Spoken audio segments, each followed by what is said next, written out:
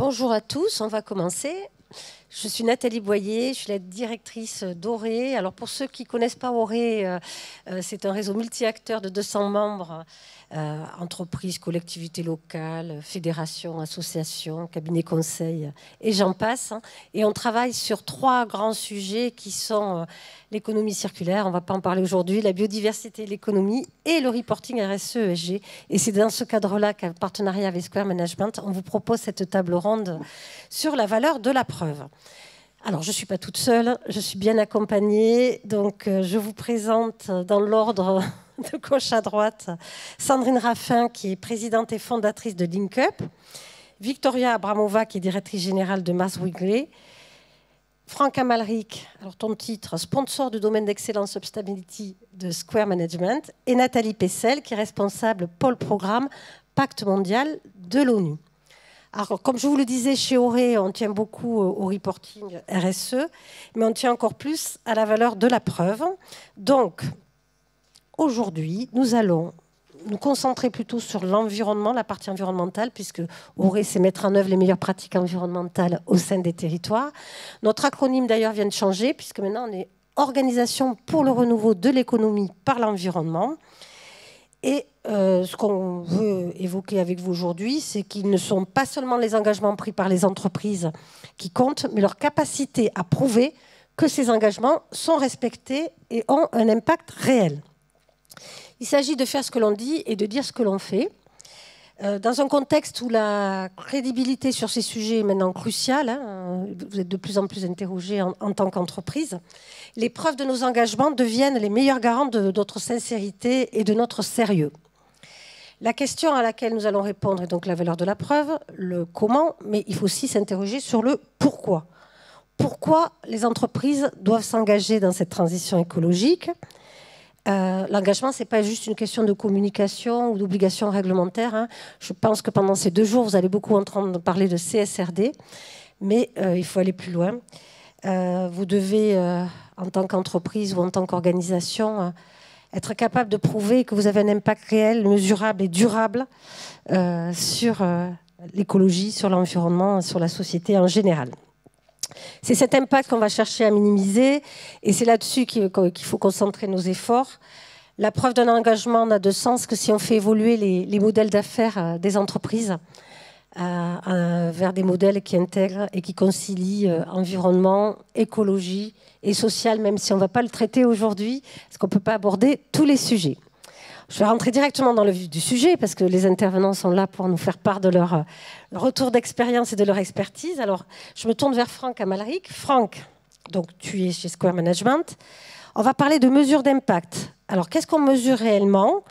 Quels critères ou indicateurs devraient être pris en compte pour démontrer un impact tangible ? Les entreprises doivent s'assurer qu'elles mesurent les bons aspects de leurs actions, mais elles ont beaucoup de défis qui sont liés à l'existence, à la transparence et à la pertinence des indicateurs.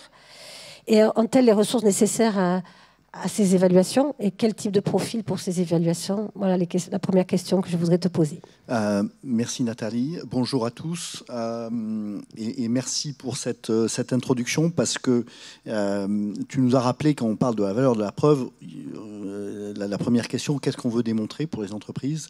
Et je pense que tu l'as bien rappelé. Ce qu'on veut démontrer, c'est la manière dont les entreprises se positionnent par rapport à la transition écologique dans son processus.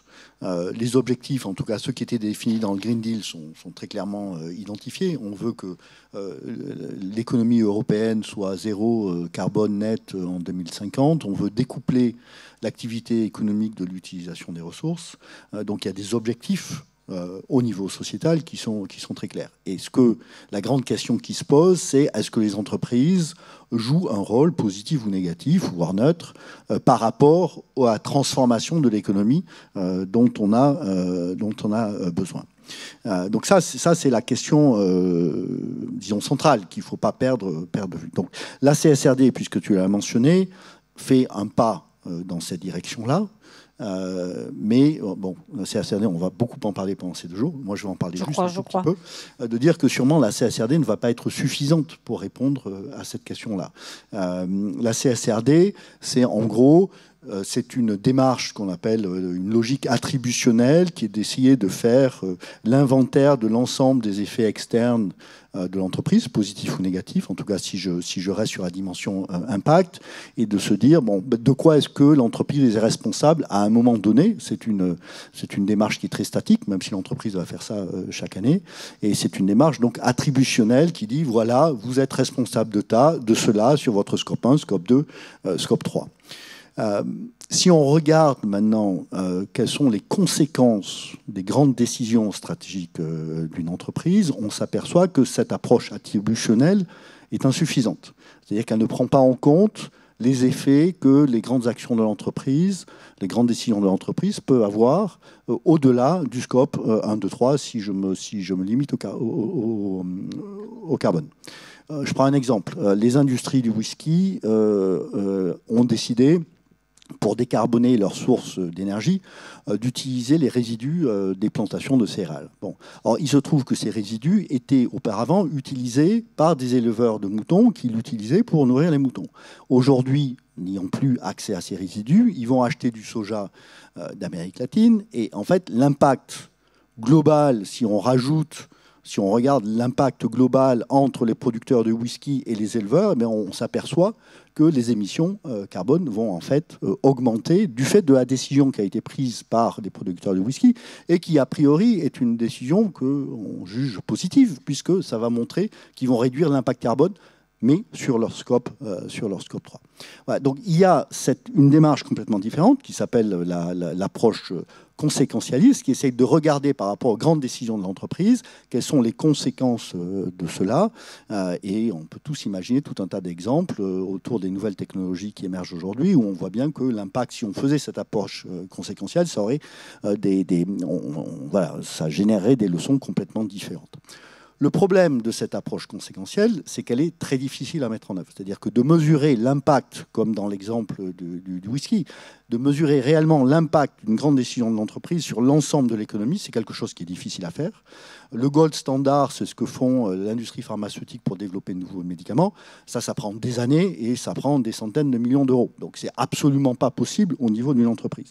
Ce qui veut dire que si on veut faire la valeur de la preuve, c'est-à-dire si véritablement on voulait montrer qu'une entreprise prend des décisions qui réellement ont un impact positif sur l'évolution de nos sociétés, eh ben, à ce moment-là, on va devoir se contenter d'un faisceau d'éléments. On ne pourra pas démontrer réellement, au sens scientifique du terme, que cet impact est positif ou négatif. Juste... OK pour les approches systémiques, chez Ori on est à fond, mais les entreprises sont complètement perdues. Là, tu parles de carbone, mais quand on parle d'économie circulaire, de biodiversité, parfois il y a des effets rebonds de l'un sur l'autre. La systémie environnementale. Alors, quand on était dans des démarches à impact à l'époque du management environnemental, etc., on regardait tous les impacts environnementaux. Maintenant, on peut regarder le carbone et polluer l'eau, polluer le sol sans aucun problème. Évidemment, carbone, on décarbone, mais on va avoir un énorme problème sur la biodiversité via tout le développement des métaux rares et qu'on utilise pour la décarbonation, bien sûr. Merci Franck. Alors, tu as parlé d'exigences réglementaires. Au-delà de la CSRD, il y a des initiatives volontaires que les entreprises prennent. C'est le cas du Pacte mondial de l'ONU qui existe. Alors, Nathalie, est-ce que tu peux nous dire en quoi cette adhésion au Pacte mondial peut renforcer la crédibilité de leur engagement? Est-ce que c'est le cas? Comment ça se passe? On essaye, on ambitionne de le faire. Pour rebondir sur cela, en effet, au-delà des exigences réglementaires, CSRD, due diligence, régulation sur la déforestation, mais aussi des labels et des certifications, tout cela a de l'intérêt. Et une initiative volontaire comme le Pacte mondial vient un peu ajouter une pierre à l'édifice. L'idée n'est pas du tout de se dire qu'une démarche est mieux que l'autre. Pour parler du Pacte mondial, ça ajoute à la crédibilité sans doute parce que c'est une démarche singulière, parce qu'elle associe, disons, peut-être 3 dimensions, pour tenir dans mon temps de parole. La première dimension, c'est que c'est un engagement volontaire au plus haut niveau de l'entreprise. Le Pacte mondial, il est né suite à un appel de Kofi Annan en 1999 à Davos, qui invitait toutes les entreprises à créer un pacte mondial pour donner, je cite, un visage humain au marché. Donc quand on adhère au pacte, c'est le patron, la patronne de l'entreprise, que ce soit le dirigeant d'une PME ou le PDG de la multinationale, qui signe une lettre d'engagement envoyée à M. Gutiérrez pour dire « je m'engage à faire ceci, cela ». Déjà, normalement, on met un petit peu sa crédibilité en jeu quand on décide de le faire. La deuxième chose, c'est qu'au-delà du fait de dire je signe une lettre et puis on se reverra en 2050 en disant voilà, je serai neutre en carbone, quand à ce moment-là, moi dirigeant, je serai à la retraite. Donc, deuxième chose, c'est qu'il y a en fait une obligation chaque année pour les entreprises membres de déposer ce qu'on appelle une communication sur le progrès. C'est le cas depuis 2003 et c'est public. Donc, toute entreprise qui est membre doit déclarer chaque année ce qu'elle fait. Au-delà de la possibilité de déposer le rapport de durabilité, il y a aussi désormais une possibilité, voire une demande, de pouvoir remplir des critères qui sont moins complexes que ceux de la CSRD. Donc, ce n'est pas d'avoir un énième reporting avec des critères différents pour déjà dire ce qu'on fait en termes d'empreinte carbone et d'autres choses qu'on parlait de ces dimensions-là, à la fois sur les dimensions environnementales et sociales. Et donc, ça, c'est public. Déjà, on n'est pas sur un engagement, on est sur quelque chose qui s'illustre. Et chaque entreprise membre peut voir, quand elle est membre, comment elle se situe par rapport aux autres entreprises de son pays, mais aussi au niveau international, parce que qui dit pacte mondial dit international. Donc on n'est pas simplement sur une réglementation sur le périmètre européen. Et peut-être une dernière chose, même si l'idée ici n'est pas d'être dans un débat conceptuel ou philosophique sur ce qu'est le progrès, mais néanmoins au Pacte mondial ça nous tient à cœur. Quand on parle de communication sur le progrès, les mots ont un sens, en tout cas l'ONU pense que les mots ont un sens, on essaie d'y croire autant que possible. Et pour préparer cette table ronde, j'ai regardé dans le Larousse la définition. Le progrès, c'est la transformation vers le mieux. Et derrière ça, les entreprises membres s'engagent déjà à se transformer. Donc on n'est en effet pas en statique, on s'engage vers un mouvement, vers une conséquence et en effet vers quelque chose, ça peut sembler idiot, mais dire qu'on va vers le mieux me semble en cette période particulièrement compliquée un signe important. Alors pour faire le mieux, on vient de l'évoquer avec Franck, on ne peut pas faire ça tout seul, on ne peut pas faire ça juste en intra-entreprise, il faut le faire en inter. Je pense que vous avez des groupes de travail, des façons de... Et surtout avec son territoire. On va aborder là des concepts comme l'économie de fonctionnalité de coopération, des concepts multi-acteurs. Est-ce que vous arrivez à créer cette coopération entre les membres? Alors c'est ce qui différencie aussi le pacte mondial d'acteurs du monde du conseil ou la certification. C'est dans le cas du réseau France, on a un statut juridique d'association.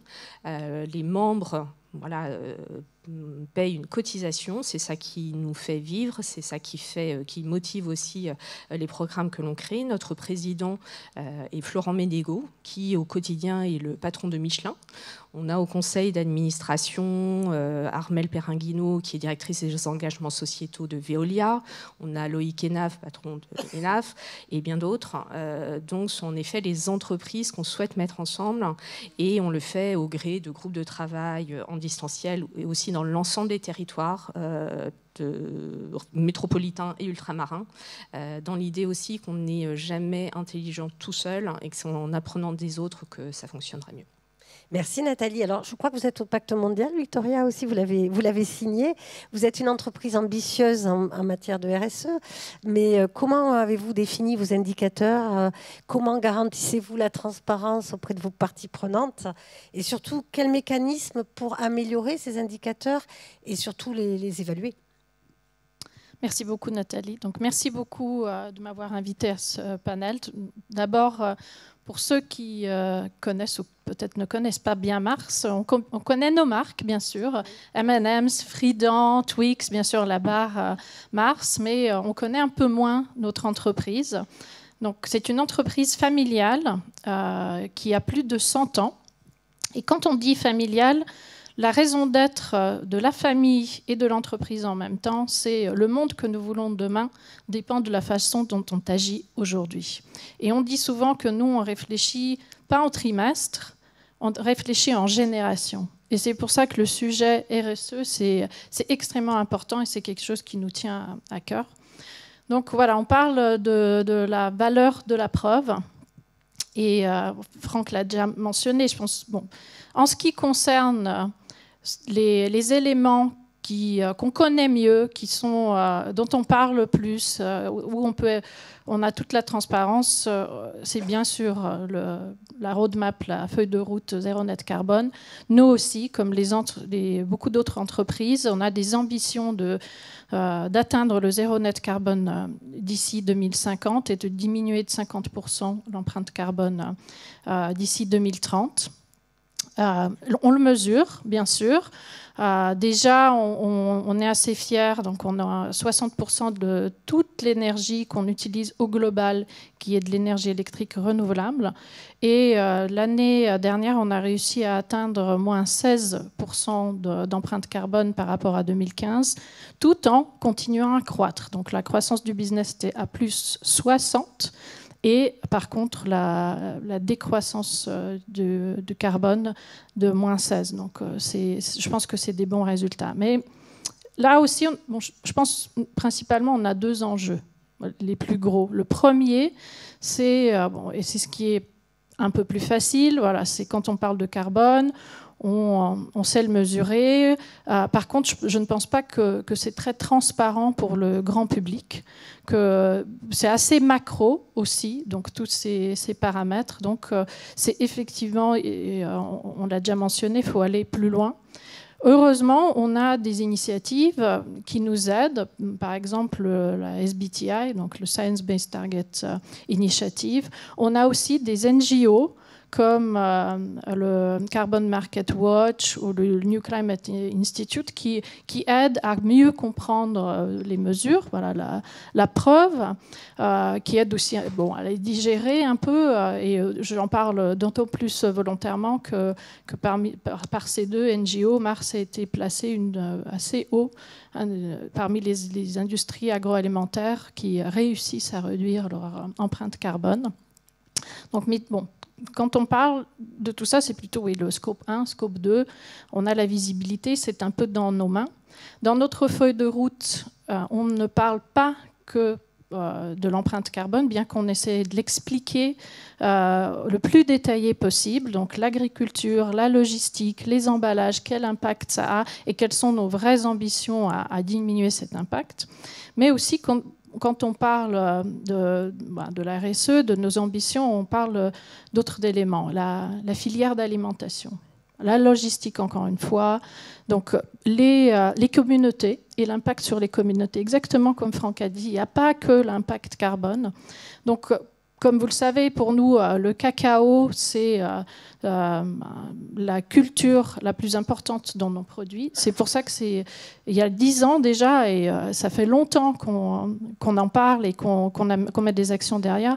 On a investi 1 milliard de dollars pour améliorer la façon dont on produit le cacao. D'abord, la traçabilité du cacao. Donc, on a installé des systèmes de GPS partout dans la chaîne où nous, on approvisionne le cacao pour être sûr et certain que ça ne se cultive pas sur des forêts protégées.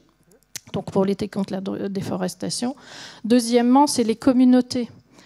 Donc avec le groupe CARE, on a beaucoup d'initiatives, dont une, c'est de promouvoir et de permettre aux fermiers, aux agriculteurs de cacao, de recevoir un revenu décent.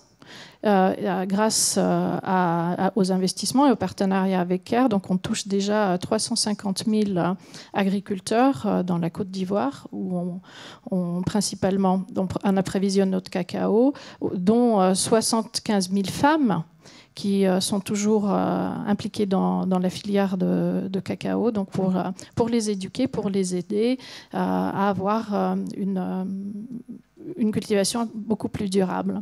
Donc ça, c'est le premier enjeu. Je pense le deuxième enjeu pour nous, c'est...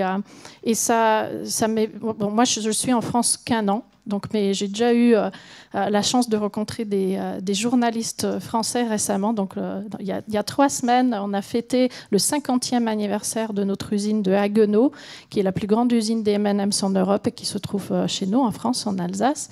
Donc, et nous, on parlait de la vapeur verte, donc, car l'usine est alimentée à 90% de la vapeur verte qui provient d'une déchetterie, de la révalorisation de la déchetterie juste à côté. Et le journaliste me posait la question, OK, 90 c'est bien, mais pourquoi pas 100 ? Et moi, je pense que c'est surtout ça, la valeur de la preuve. C'est pas seulement les chiffres, mais c'est aussi ce qu'on fait derrière et qu'on explique bien pourquoi 2050 et pas pourquoi 2030, pourquoi 90 et pas encore 100, quelles sont les complexités de renouveler tout le packaging et tout le plastique qu'on utilise, etc., etc. Qu'est-ce qu'on a essayé de faire et qu'est-ce qui n'a pas marché ? Donc ça aussi, c'est une vraie valeur de la preuve. Merci. Est-ce que vous êtes aidé pour définir ces indicateurs, ces actions ? Et par qui vous êtes challengé ? En interne, en externe ? Oui, c'est une bonne question. Je pense que le plus grand challenge, c'est toujours celui qui vient de l'interne. C'est celui qui vient de nos associés. Donc nous, nos collaborateurs chez Mars, on les appelle les associés. C'est eux qui sont chaque jour sur le terrain et qui voient ce qui se passe et qui ont des idées. On pourra en parler aussi un peu plus tard, quelle est la gouvernance chez Mars. Et on est aidé par nos équipes internes, bien sûr, des équipes globales, des équipes régionales et des équipes locales, parce que, bien sûr, toute la réglementation européenne, on essaie de la comprendre comme tout le monde, on essaie de mettre des process, on essaie d'avoir la bonne data au bon moment et déchiffrable, compréhensible pour suivre et pour répondre à toutes les réglementations. Merci Victoria. On va passer à Sandrine. Sandrine Raffin, tu es présidente et fondatrice de LinkUp. Tu accompagnes les entreprises dans la définition de leur politique RSE et dans la communication. Alors c'est plutôt sur la communication que je vais t'interroger aujourd'hui. Quels conseils tu peux leur donner pour qu'elles communiquent efficacement tout en veillant à ce que leur engagement soit crédible, durable et mesurable, parce qu'il faut passer du storytelling vraiment engagé et arrêter le greenwashing. On est d'accord ? On est tout à fait d'accord et je pense que, comme vient de le dire Victoria, mais on l'a vu aussi avec le Global Compact, la communication, elle est absolument essentielle dans la mise en œuvre réelle de la stratégie CSRD ou globalement, on va dire, d'engagement de l'entreprise. La CSRD, elle va amener à piloter de façon très précise et parfois insuffisante, je crois que ça a été souligné par Franck, mais il est absolument essentiel d'embarquer toutes les parties prenantes de l'entreprise. Et si on veut que les salariés chez Mars, les associés se sentent mobilisés, il faut qu'ils puissent comprendre qu'est-ce qui est à l'œuvre, qu'est-ce qu'on attend d'eux, quelle est l'ambition, et qu'on leur donne et on les aide quelque part à avoir un rôle. Il y a un terme qui me semble essentiel que facilite une communication bien pensée et bien étayée, je vais y revenir, c'est vraiment cette notion de co-développement. Il n'y a pas de démarche de progrès sans une démarche de co-développement. Et pour pouvoir impliquer, on a d'un côté des techniciens et puis ensuite sur le terrain, des gens qui vont être amenés à devoir changer leurs pratiques, des choses toutes bêtes dans l'usage des véhicules, leurs pratiques de changer des éléments peut-être sur la chaîne d'approvisionnement où c'est plus complexe pour eux, leurs pratiques d'achat, et puis de réfléchir justement en se disant on avait trouvé une bonne solution pour le whisky, mais finalement cette solution elle a des effets collatéraux qu'on n'avait pas pu mesurer, donc il faut les rechanger. Donc si on n'embarque pas l'ensemble des parties prenantes, et ça commence par les salariés et les équipes de l'entreprise, chacun à son niveau, eh bien on n'arrivera pas à véritablement être dans cette dynamique de progrès. Et j'ai envie de dire les parties prenantes, puisque fédérer, c'est aussi être capable d'embarquer, d'abord d'expliquer la démarche, les investissements qui vont être liés à cette mise en œuvre aux actionnaires, et donc ils ne vont pas aller lire toute la politique qui sera publique, CSRD de l'entreprise. On a besoin de donner un décodage, on a besoin aussi qu'ils se sentent capables d'en parler. Donc ça, c'est éventuellement les actionnaires, familiaux ou pas familiaux, ou carrément à nouveau les salariés chez Mars. On a aussi, bien sûr, les ONG qui veillent, et la communication, elle l'expose. C'est-à-dire que si dans la communication qu'on fait, et c'est là où la valeur de la preuve est extrêmement importante, il y a aujourd'hui des parties prenantes plus expertes qui vont challenger l'entreprise, que ce soit à l'interne ou que ce soit à l'extérieur, externe. Les gens le savent très souvent, ils le disent un peu dans les couloirs. À un moment donné, ils peuvent le redire aussi. Ils le disent autour d'eux, sont les ambassadeurs de la réalité de l'engagement de l'entreprise. Donc cette communication, elle est un véritable outil au service de la mise en œuvre, au service de l'ambition. Et bien évidemment, on peut encore ajouter dans les parties prenantes les clients finaux de l'entreprise qui, eux aussi, ont besoin de sentir si dans leur acte d'achat, et souvent j'entends dire, mais finalement, quand on va acheter peut-être des M&M's, est-ce qu'on se pose la question de d'où vient le cacao? Eh bien, je crois qu'il y a de plus en plus, ils sont peut-être pas totalement majoritaires encore, mais de consommateurs qui sont engagés et qui ont envie de savoir qu'est-ce qui se passe derrière et qui vont creuser. Et si eux ne creusent pas, ils vont chercher à s'informer pour avoir ça, pour avoir cette information. Donc je dirais trois points pour moi essentiels. Le premier, c'est de rendre tout ça lisible. Or, c'est complexe. Donc comment on simplifie sans non plus aller trop loin dans la simplification, c'est-à-dire en montrant qu'on n'a pas de preuves. Déjà, c'est de matérialiser par des outils de communication un manifeste, une vision, une démarche qui a un nom, qui permet d'embarquer l'interne dans l'entreprise, et puis de montrer à l'externe qu'on est en mouvement et en étant vraiment, non pas en survendant, hein, le greenwashing c'est ça, hein, donc en faisant très attention aux mots qui sont utilisés et en n'hésitant pas à faire de la pédagogie qui peut paraître complexe, mais on a vraiment besoin d'avoir de packager un peu la communication. Le deuxième point, c'est de rendre en effet pour l'interne tout ça beaucoup plus appropriable. Donc comment on va raconter tout ça? Pour le raconter, souvent il faut passer par étapes, c'est-à-dire que si on cherche à tout raconter d'un coup, donc les bonnes communications pour moi d'engagement de l'entreprise vis-à-vis de l'interne et des parties prenantes, souvent sont les mêmes outils. C'est des communications qui vont commencer par révéler ce qui est fait sur le sourcing, ce qui est fait sur le carbone, ce qui est fait avec les limites qu'on peut avoir sur la biodiversité, parce qu'il faut accepter de montrer qu'on a des limites. Et puis le troisième point, c'est de pouvoir aussi se dire comment j'embarque mon écosystème, comment je vais faire, et je reparlerai un peu plus tard du groupe Bell, mais typiquement le groupe Bell, mais d'autres encore, ont créé des alliances sur l'agriculture régénératrice, par exemple, au niveau du groupe Bell, mais d'autres entreprises. C'est aussi les démarches collectives que vous faites au niveau d'Oré, sur la biodiversité notamment. C'est comment embarquer son écosystème, parce que si on ne fait pas progresser son écosystème, et ça passe aussi par de la communication, ça passe par des échanges, ça passe par des moments justement et des partages de compétences, et de rendre aussi tout ça accessible, eh bien on aura du mal à réellement atteindre les objectifs qu'on a pu se fixer dans la CSRD. Et donc quelque part, c'est un gros risque, à mon sens, qui devrait être un peu mieux inclus dans la CSRD, le risque de ne pas communiquer et de ne pas engager ces parties prenantes, quelles qu'elles soient. On revient sur la vision systémique, je te remercie. Donc tu as dit, ce qui est important, c'est la mise en œuvre. Donc je pense que ce qu'on va faire dans le deuxième tour de table, c'est de voir quel type d'action on peut mettre en place. Franck, est-ce que tu as déjà une idée, puisque tu as parlé de mesures d'impact, de type d'action qui serait vraiment transformatrice à impact? Et est-ce qu'on a les moyens scientifiques actuels de les évaluer? Je vais essayer de distinguer ce que j'ai dit en termes introductifs. Moi, j'aime bien distinguer pour les entreprises être propre et contribuer à la transition. Et je pense que c'est une distinction que je trouve utile. Être propre, c'est l'entreprise reconnaît qu'elle a tous ses effets externes, hein, donc tout l'impact négatif, si vous voulez, et on essaye de réduire ça par les différentes mesures qui ont été présentées. Donc, on va essayer de réduire la consommation d'énergie, on va acheter de l'électricité renouvelable, etc.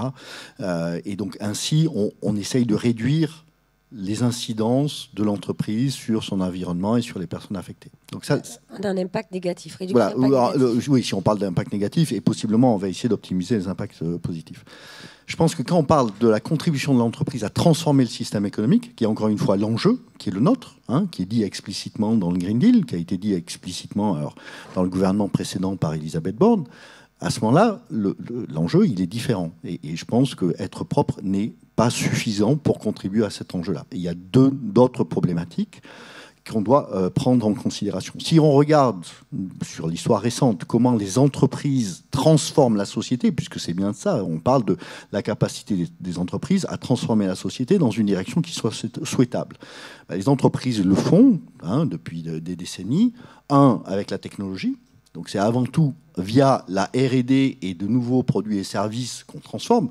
Donc là, on se pose la question centrale du développement et de l'orientation de l'innovation. Est-ce que l'orientation de l'innovation que font les entreprises est dans une direction qui va contribuer à résoudre les grands sujets de durabilité qui sont les nôtres? Et aujourd'hui, si on regarde, ce n'est pas le cas. Voilà. Oui, enfin, marginalement. Donc, il y a vraiment la grande innovation technologique dont on va beaucoup parler aussi, c'est l'IA. Et l'IA n'a absolument pas été développée en se disant on va voir l'impact de l'IA sur la durabilité. La technologie. Le deuxième grand sujet, c'est la culture, les préférences des individus, le marketing. Ces deux sujets-là ne sont pas dans la CSRD, d'ailleurs. Enfin, si vous voulez en parler, les entreprises peuvent en parler, mais il n'y a pas d'explicitation d'enjeux autour de la technologie, de la R&D, comment c'est orienté, et la culture. Donc toute la culture, comment les entreprises façonnent les préférences des consommateurs, et un deuxième sujet absolument essentiel si on veut regarder la transformation des économies. La troisième, c'est la législation, et donc ça, c'est toute la question du lobbying qui, elle, est intégrée dans le dernier chapitre de la CSRD, puisque l'entreprise doit déclarer ses opérations en termes de soutien à différentes opérations de lobbying politique. TCFD, qui sur les risques climatiques, et qui essayent d'identifier les risques de transition, qu'est-ce qu'ils disent? Ils disent qu'il y a 3 grands risques de transition: changement de régulation pour les entreprises, changement de technologie, changement de préférence des consommateurs. Donc TCFD reconnaît tout à fait qu'il y a ces éléments structurels qui peuvent avoir un risque sur l'entreprise. Étonnamment, on ne regarde pas, de mon point de vue suffisamment, l'impact que les entreprises ont sur ces 3 grands éléments structurels, le lobbying, la culture et la technologie, alors même que si l'entreprise veut contribuer à la transition écologique, c'est bien en ayant un impact, une influence sur ces facteurs-là qu'elle pourra l'avoir. Mais évidemment, montrer cet impact-là est extrêmement difficile. Merci pour l'introduction de la deuxième table ronde, deuxième tour de table. Alors, est-ce que, Nathalie, dans tes membres, dans tes adhérents, est-ce qu'il y a quelques actions qui peuvent répondre aux attentes de Franck et de nous tous sur l'évolution des modèles d'affaires et leur participation à la transition écologique? En préparant cette table ronde, comme on est fait dans le pacte, nous sommes collaboratifs, comme c'est un peu le principe de travail. J'ai vraiment très simplement demandé aux membres de l'équipe s'ils avaient des exemples en tête qui pouvaient venir justement enrichir cette discussion. Et au fil des 2100 entreprises membres qu'on a la chance d'avoir parmi nos adhérents, il y a notamment 2 initiatives que je trouvais intéressantes à partager avec vous comme preuve, et ensuite je me permettrai de dire pourquoi je trouve que quelle est la valeur de celle-ci.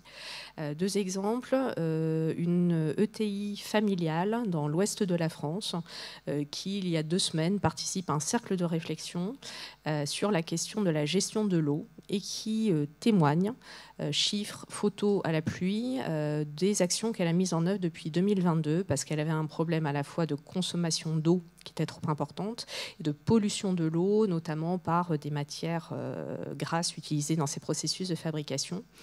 Elle a partagé avec beaucoup de transparence avec les autres entreprises du cercle combien ça avait coûté.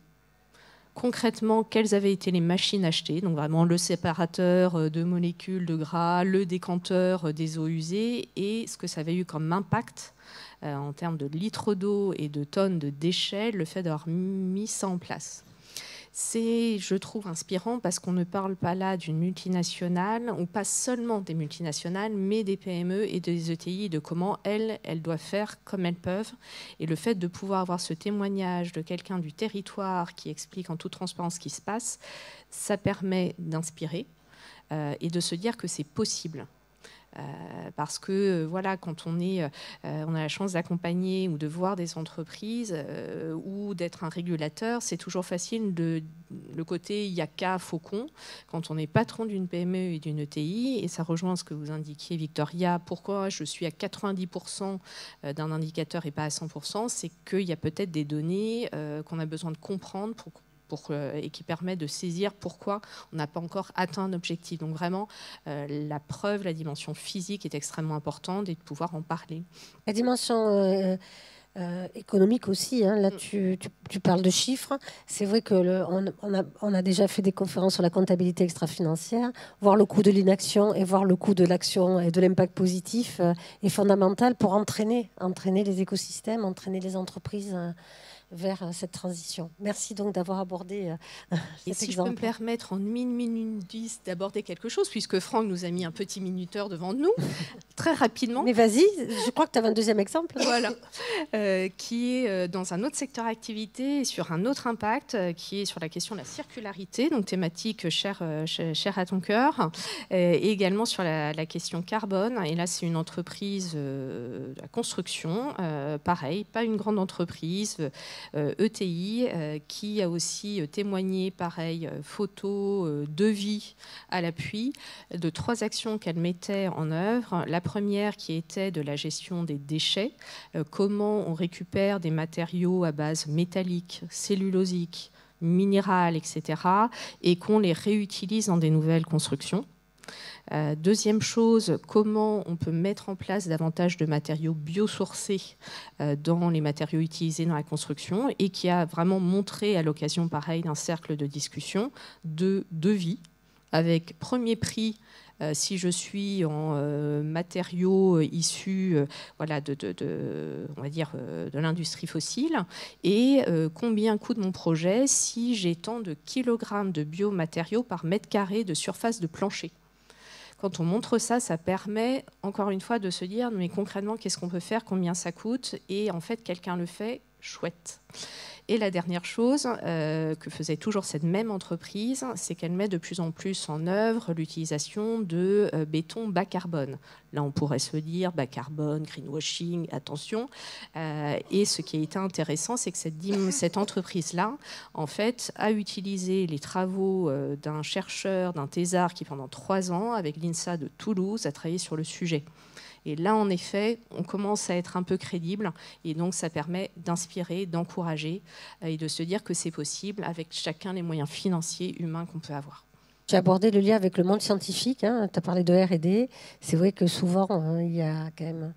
les deux mondes sont séparés et on n'intègre pas assez le scientifique. Qu'est-ce que tu en penses, Franck ? Parce que je sais que c'est un sujet cher à ton cœur aussi. Non, oui, je pense que non, il y a des entreprises, beaucoup d'entreprises qui l'intègrent, enfin des ingénieurs dans des processus comme ça. Et puis je pense que également justement sur ces sujets-là, nous on intègre pas mal d'économistes, par exemple, pour essayer pour développer des méthodologies d'impact, pour mesurer l'impact. Je pense que donc ce lien-là avec les scientifiques est absolument essentiel si on veut relever le défi gigantesque qui est devant nous. Je suis d'accord. Victoria, comment relevez-vous le défi ? Est-ce que vous avez quelques actions phares à nous présenter, concrètes ? Tout d'abord, encore une fois, je voulais vous remercier. Ce n'est pas la première fois que j'assiste à des tables rondes autour de la thématique. Et à chaque fois, c'est tellement riche en exemples. Ça fait réfléchir. Ce partage est essentiel aussi pour notre éducation. Aussi. Donc, en ce qui concerne les exemples, j'ai parlé des objectifs globaux, bien sûr, parce qu'on est une grande entreprise globale. Mais quand on parle du local, par exemple, la confiserie Mars Réglé, on a 3 usines en France. Donc, et bien sûr, c'est là où nous, on peut avoir le plus d'impact, le moins d'impact négatif et le plus d'impact positif. Donc déjà, on est fiers. La première usine du groupe Mars, qui est à 100% d'énergie renouvelable, est en Alsace, à Steinbourg. Et c'est celle qui produit des barres glacées pour toute l'Europe. La deuxième, j'en ai déjà parlé, donc, qui est nourrie à 90% de la vapeur verte. Donc on investit, on a mis des investissements pour que dans 2 ans, tout soit à 100% d'énergie renouvelable, et de diminuer aussi, on a parlé des ressources, on diminuer la quantité d'eau de 30% qu'on utilise et d'énergie de 16%. Comment vous faites ça ? Parce que ce n'est pas évident d'avoir des chiffres aussi importants. À travers des investissements, à travers du développement de l'industrie ingénieure, R&D, etc. Innovation, donc. Et changeant des matériaux, changeant des process aussi dans nos entreprises. C'est pour ça que ça ne va être que dans 2 ans, parce que ça prend du temps, effectivement, d'installer des nouveaux matériaux et de changer les process. Mais je vais aussi rebondir sur ce que vous avez dit sur le rôle des associés. et un peu sur la gouvernance. Et je trouve que les associés sont ceux, les consommateurs. Effectivement, si on éduque nos associés, si on amène des initiatives pour que eux, ils viennent vers nous en tant qu'entreprise avec des idées comment améliorer et diminuer notre impact, c'est ça qui fonctionne. Donc, par exemple, la fameuse 90% de vapeur verte, c'était une idée d'un associé sur le terrain, dans l'usine, qu'il a amené à notre directeur d'usine. On l'a défendu auprès de nos stakeholders globaux et voilà, on y est arrivé en 2023. Un deuxième élément, c'est aussi la logistique. Ouais, donc 15% de notre empreinte carbone, c'est à travers le transport. Et là aussi, ce sont nos associés qui sont venus avec une idée comment optimiser la quantité de palettes pour faire transporter moins d'air. Donc aujourd'hui, bon, c'est eux qui le voyaient et ils savaient que les camions ne sont remplis qu'à 80%. Donc comment améliorer notre packaging, les boîtes, les palettes, la façon dont on fonctionne avec les clients, planifiant la demande d'une meilleure façon. Et on a réussi à réduire de 8% à volume égaux la quantité de camions qui traversent le pays, avec une ambition de les diminuer jusqu'à 20% dans les 2 années qui viennent. Donc des initiatives comme ça. Chez nous, on a tout un programme qui s'appelle Make the Difference. Donc, chaque associé en France, mais dans le monde entier, peut venir avec des initiatives. Mais il n'y a pas que ça. Il y a un deuxième élément de la gouvernance. Bon, Franck l'a dit, oui, 2050, on sera tous retraités. Ouais, donc, quelles sont les initiatives de gouvernance qu'on peut mettre déjà aujourd'hui? Donc, chez Mars, tous les dirigeants sont incentivés par des KPI RSE. Donc la partie variable dépend pour tout le monde, pour tous les dirigeants, des atteintes des KPI de développement durable qu'a l'entreprise. Ça nous rend beaucoup plus responsables. Merci d'avoir évoqué ce point parce que chez Aura, on a fait alors Franck, tu as beaucoup participé, c'est pour ça que j'avais envie de le citer, un livrable sur la gouvernance des entreprises durables, et ça faisait partie des recommandations, et pas que les dirigeants, les équipes, allez, je vais y arriver, les directions intermédiaires à tous les niveaux pour que ça soit bien intégré dans toute l'entreprise. Merci d'avoir fini là-dessus. Alors, des petits retours d'expérience de gens que tu as accompagnés. Tu as évoqué Bell tout à l'heure. Oui, alors je vais en reparler, mais juste avant, je voudrais parce que chez Bell aussi, mais chez beaucoup d'autres de nos clients, dans le cadre de la double matérialité, on interroge ces parties prenantes. Et les parties prenantes scientifiques qui travaillent sur les sujets qui sont souvent les sujets de l'entreprise, on vient éventuellement les interroger une fois, alors qu'on pourrait les inclure dans des groupes de travail, c'est d'ouvrir justement l'entreprise et en animant des comités d'experts, des comités scientifiques d'experts, qui sont une source on anime beaucoup, et c'est une source vraiment d'inspiration fantastique pour l'entreprise. Donc je rejoins complètement ce principe. Les parties prenantes, c'est pas juste pour avoir à un moment donné une information et la photographie qu'ils vont nous donner. Si on les implique, en plus ils parlent très librement et c'est vraiment extrêmement intéressant. Voilà, pour être dans quelques comités parties prenantes, je confirme, et quand il y a des scientifiques, des climatologues, etc., ça donne et en mélangeant les experts. Et en mélangeant, exactement. Ce qui est intéressant aussi, je ne sais pas si ça a été évoqué, c'est les comités à mission. Les sociétés à mission se posent quand même des questions qu'elles ne se posaient pas avant, au-delà de celles qui ont juste déposé la raison d'être. Et les comités de mission sont bien stimulants et vont là où, de toute façon, ça fait un petit peu mal. Je trouve que c'est un deuxième levier. Je ne sais pas si tu allais en parler. Mais tout à fait. Mais ce qui veut dire aussi que si on veut travailler comme ce système d'entreprise un peu ouverte et de se faire challenger par des parties prenantes extérieures, il faut quand même leur communiquer ce que l'on fait. Et pour donner et illustrer aussi ce sujet de la communication à la fois interne et externe, et je voulais citer en effet une démarche qu'on a mis en place, une très forte dynamique, hein, pas que par nous, mais évidemment au sein du groupe Bell.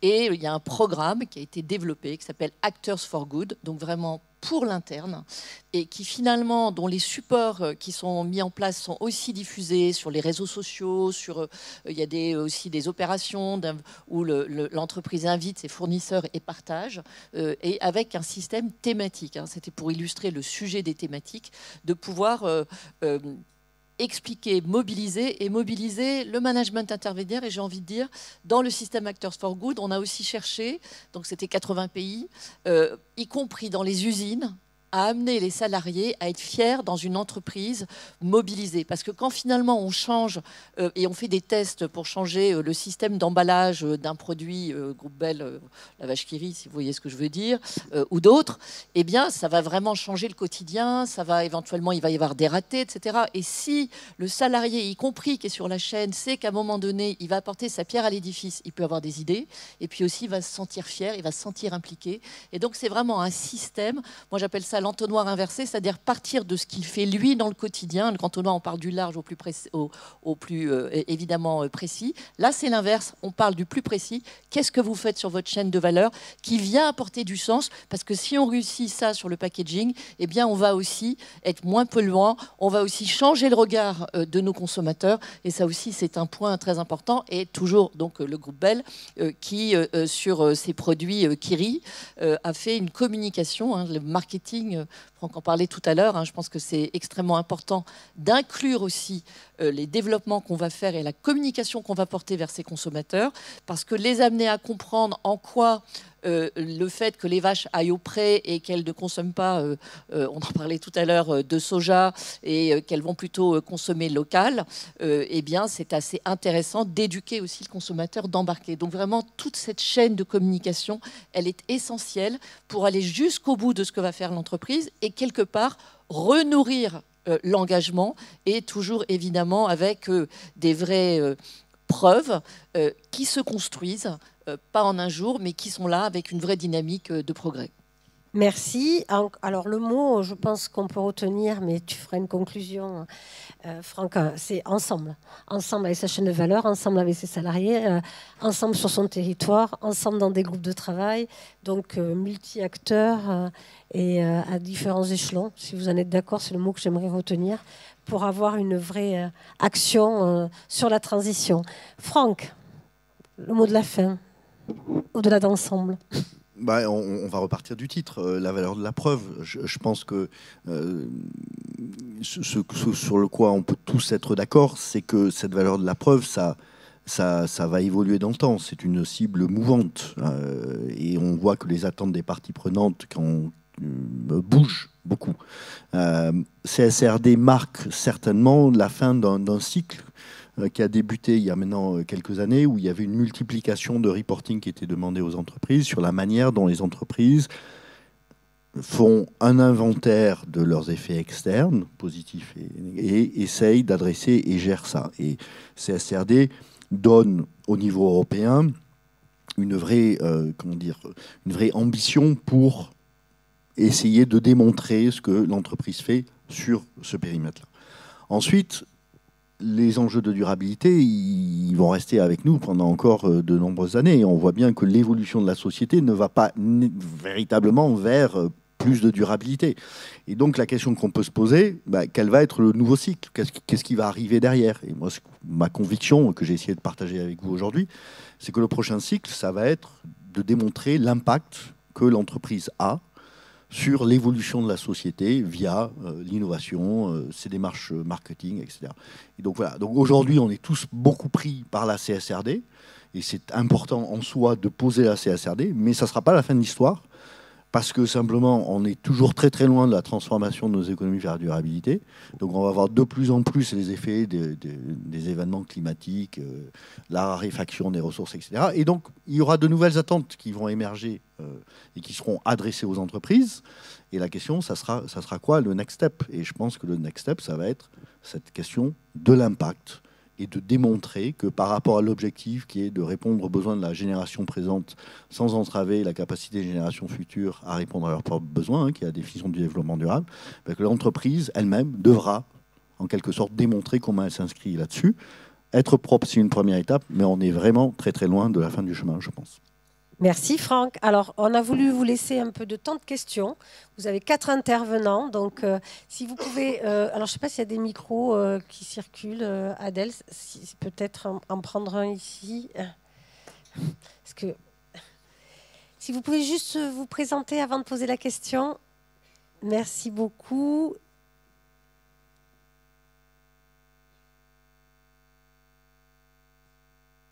Bonjour, merci pour vos interventions. Je suis Mathéo, je travaille au sein de Galileo Global Education, donc c'est le premier groupe d'enseignement supérieur privé au niveau mondial. Je voulais vous poser une question tout simplement sur...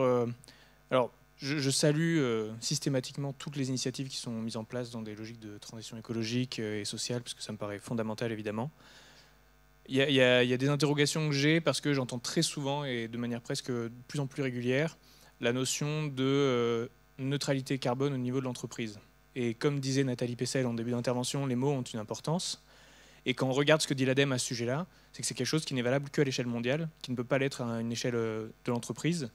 Donc, quand on parle de la valeur de la preuve, en fait, finalement, c'est la valeur de la preuve, enfin, c'est la preuve de la sincérité de la démarche de la structure dans sa transformation. Et donc, en annonçant des choses telles que la neutralité carbone à l'échelle de l'entreprise qui, d'un point de vue scientifique, ne peut pas être accomplie, n'est-ce pas finalement aller à l'encontre de justement cette notion de la valeur de la preuve? Merci. Je pense que vraiment, typiquement, voilà un très bel exemple d'une communication qui fait des raccourcis parce que pour pouvoir dire et sans doute essayer de montrer à l'interne qu'on est sur ce mouvement ou à l'externe, en parlant de neutralité carbone, la valeur de la preuve, c'est de bien regarder la réalité de ce qu'on fait. On peut difficilement être neutre en carbone, même si on a, si on compense ou on a vraiment diminué ses impacts. Donc, je crois que les mots sont extrêmement importants quand on va exprimer son engagement et que c'est très important que dans des écoles, on apprenne aussi à ne pas faire de raccourcis et notamment dans les écoles de communication et de marketing. Moi, j'ai fait une école de marketing il y a pas mal d'années, qui était Dauphine, et à l'époque, on me disait c'est la unique selling proposition. Ça ne fonctionne pas dans la RSE. Il faut être capable de raconter des choses complexes, de révéler l'engagement et ce que fait l'entreprise en diminuant réellement ses impacts. On l'a vu dans les usines, grâce à des nouveaux procédés, etc. Mais on n'a pas besoin d'aller raconter qu'on est neutre en carbone parce que c'est pas crédible, parce que c'est attaquable, parce que c'est pas juste. Et donc, d'où la nécessité dans la communication d'être très vigilant sur la manière dont on va le faire et de ne pas chercher non plus à vouloir absolument embarquer tout dans des mots très simples ou des mots valises qui éventuellement peuvent être dangereux. Je voudrais compléter un peu, et c'est vrai qu'il y a deux éléments aussi à ça. Le premier, c'est effectivement comment on explique la feuille de route. Et le plus de détails on montre, dans une entreprise à l'échelle globale, mais à l'échelle locale aussi, l'impact agriculture, l'impact packaging, l'impact logistique, les autres impacts, et qu'est-ce qu'on veut faire derrière, le mieux c'est. Mais ensuite, je pense que, en rebondissant sur le mot « ensemble », une feuille de route zéro net carbone 2050, ça impulse aussi tous les joueurs sur tous les scopes, tous nos partenaires, tous nos collaborateurs, mais partenaires business aussi, d'agir différemment. Voilà, c'est un travail collectif et non seulement de l'entreprise elle-même qui apparaît dans cette feuille de route et qui donne des impulses positifs. Donc c'est là où je vois l'aspect positif d'une communication de feuille de route zéro net carbone. Franck, tu voulais réagir ? Oui, très rapidement. Bon, d'abord, l'ADEME, en effet, le dit. Vous avez raison, hein, il n'y a pas de souci. Je pense que vous avez utilisé le terme sincérité, et c'est là-dessus peut-être que j'aimerais dire un mot. Je pense que beaucoup d'entreprises qui ont pris des engagements net zéro l'ont pris de manière sincère, et que ça a un impact réel sur les décisions d'investissement qu'elles peuvent prendre et sur leurs actions. Je veux dire, nous, on travaille beaucoup avec les banques. Quand on voit toutes les banques ont pris des engagements net zéro dans le cadre de la Net Zero Banking Alliance, ça a des vraies conséquences opérationnelles. Et donc, on ne peut pas dire qu'ils ont fait ça. Voilà. Et je pense que la question de fond, c'est de se dire, et la question que vous avez posée, pour moi, ça fait écho à la distinction entre être propre versus contribuer à la transition. C'est-à-dire, le but, c'est de contribuer à la transition de la société dans son ensemble. Ce n'est pas être propre voilà, sur mon scope 3, et puis je m'en fous de ce qui se passe dehors. Et là, le problème, c'est qu'on n'a pas de théorie de la transition, en fait. Il nous faudrait une vision de comment est-ce qu'on va transformer nos économies. Et là, ce qui perdure aujourd'hui, c'est cette idée que si toutes les entreprises font l'effort de devenir le plus propre possible, eh bien, on va arriver à la durabilité. Et ça, pour moi, c'est un mythe. Ça ne se fera pas. Ça ne peut pas se passer comme ça pour des raisons concurrentielles. Voilà. Et donc la question pour moi, ça touche à un problème, c'est même la Commission européenne avec le Green Deal n'a pas une vision de qu'est-ce que c'est que le chemin de transition en fait, et comment chacun peut contribuer à ce chemin de transition. Donc il nous manque un élément absolument fondamental, clé, un élément conceptuel, qui est quel est le chemin pour aller de là où on est jusque là-bas. Et juste de dire tout le monde va devenir propre et donc on va arriver, non, ça ne marchera pas. Ça ne peut pas marcher. Sur la question de la vision, je me permets juste de rebondir. Est-ce que la théorie du donut de Kate Raworth est une piste intéressante dans ce sens-là? C'est intéressant parce que ça met en relation les besoins avec l'impact environnemental. Parce qu'aucune entreprise ne met en relation sa capacité à répondre à des besoins des gens versus l'impact, l'espace environnemental que l'occupe. Ça, personne ne le fait aujourd'hui. Et juste un dernier mot, et en effet, tout à fait d'accord avec la vision de l'ADEME et du fait que la neutralité carbone, c'est au niveau mondial, ou sinon d'un continent, mais en effet mondial et pas à l'échelle d'une entreprise. Là, c'est plus un axe ou une réflexion à vous partager plutôt qu'une solution. Je pense que le sujet se pose aussi au niveau de la communication, en tout cas des récits qu'on se construit.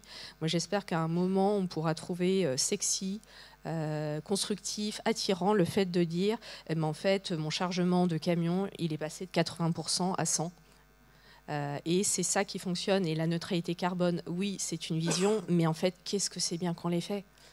Le jour où on rendra ça désirable, où l'effort sera rendu désirable, on aura peut-être déjà avancé, et au quotidien on sera peut-être aussi davantage content dans chaque entreprise de faire un peu. C'est pas neutralité carbone, mais là où on fait quelque chose. Au-delà de désirable, que ce soit qui, tout simplement. Rêvons. Alors, est-ce qu'il y a d'autres questions dans la salle? Il y en a une au premier rang. Alors, on a des flashs, donc si je ne vous vois pas, manifestez-vous auprès d'Adèle. Bonjour, Emmanuel Le Gallet. Donc, je suis enseignant dans plusieurs universités sur les questions de comptabilité durable. Et donc, je trouve qu'aujourd'hui, on parle énormément de carbone. Mais la donnée la plus pertinente pour moi, c'est l'eau. C'est ce qui va nous arriver très vite. Je pense que sur le carbone, on a peut-être 10 ans de retard.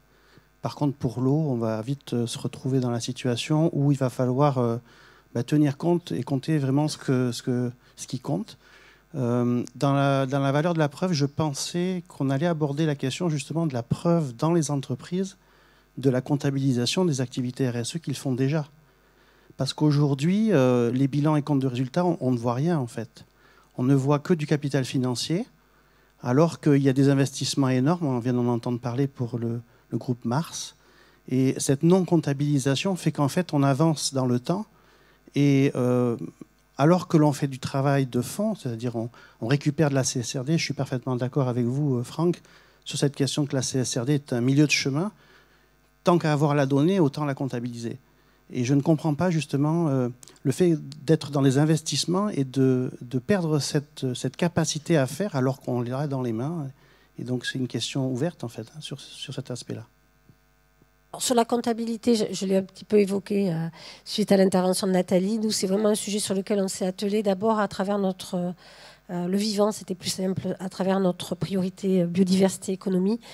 Si le sujet, vous voulez le fouiller et vous intéresse, on a fait un livrable que vous trouverez sur notre site où on a comparé plusieurs méthodologies. Parce que le problème, c'est qu'il y a pléthore de méthodologies et que ce n'est pas simple à appréhender pour les entreprises. Il y a la méthode CARE qui est hyper connue, mais il y en a d'autres. Donc c'est un sujet qui mérite une conférence en soi, mais qui est un vecteur pour nous essentiel de la transformation. Et donc... 3 thèses sur les outils de comptabilité et de biodiversité chez Auré, plus un livrable de comparaison des méthodos. On est tout à fait au clair avec ça et d'accord avec vous. Je ne vais pas rebondir sur l'eau, je suis tout à fait d'accord avec vous et c'est pour ça que les ressources naturelles en général, c'est un grand sujet. Pour nous, c'est la cultivation de la menthe en Inde, mais c'est aussi l'eau qu'utilisent nos usines. Donc on a réussi à diminuer de 30 et de 50%. Voilà, c'est très important. Mais en réfléchissant à votre belle provocation, moi je pense que de quoi j'ai vraiment envie, c'est qu'à un moment donné, on a un PNL avec un impact, pas seulement bottom line financier, mais un impact RSE qui est mesurable. ça paraît un rêve aujourd'hui. Donc, et ce serait bien de trouver la possibilité à le faire parce que c'est vraiment ça qui va faire la différence, je suis convaincue. Merci Victoria. Il reste 1 minute s'il y a une autre question. Sinon, on s'arrête là. Je ne vois pas de questions supplémentaires dans la salle. Alors, juste remercier nos intervenants qui ont été brillants. On peut peut-être les applaudir.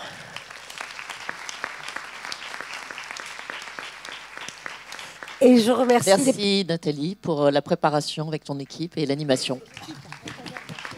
Merci Adèle qui a préparé avec moi. Et merci à tous d'avoir écouté pendant 1 heure nos propos. Je vous souhaite une bonne fin de salon à tous. À bientôt.